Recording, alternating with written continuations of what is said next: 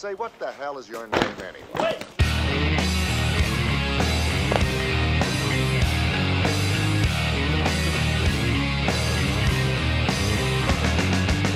Un homme qui court et que rien n'arrête. C'est en ces termes que l'on pourrait définir le traceur, autrement dit le pratiquant du parcours. Sport urbain en plein essor qui investit aujourd'hui les villes du monde entier et notamment les ruelles de notre capitale béarnaise. Récemment créée par quelques passionnés, l'association Shock of Street s'attache à populariser la pratique du parcours et à l'affranchir des idées reçues qu'il véhicule trop souvent. Le parcours a été inspiré de l'hébertisme. C'est un mouvement sportif qui a été créé par Georges Hébert comme un ensemble de mouvements naturels tout simplement, très basiquement.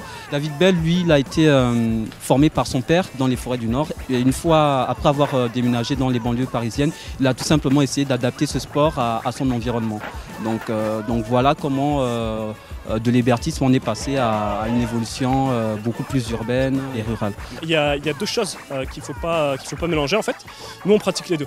Il y a le parcours et il y a le free running. Le parcours, c'est la méthode de déplacement. Donc c'est dans un but pratique. Ils ont un projet avec la brigade des sapeurs-pompiers de Paris de former les pompiers de Paris au parcours pour que justement eux puissent, dans un côté pratique, aller chercher les victimes sans matériel, etc. Et le freerun, c'est dans un but esthétique. Donc on va vouloir lancer des saltos, etc. pour que ça rentre bien. Donc c'est vraiment pour un plaisir personnel, travail d'esthétique.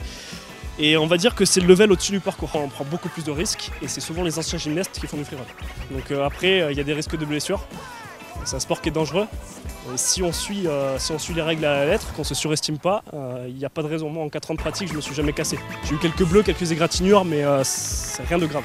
Mur, marche, poteau ou vide, le moins que l'on puisse dire, c'est que les Yamakasi palois ne manquent pas d'imagination pour transformer les obstacles urbains en support aux acrobaties les plus originales. Il ne tient désormais qu'à vous de venir, avec eux, tracer votre propre parcours.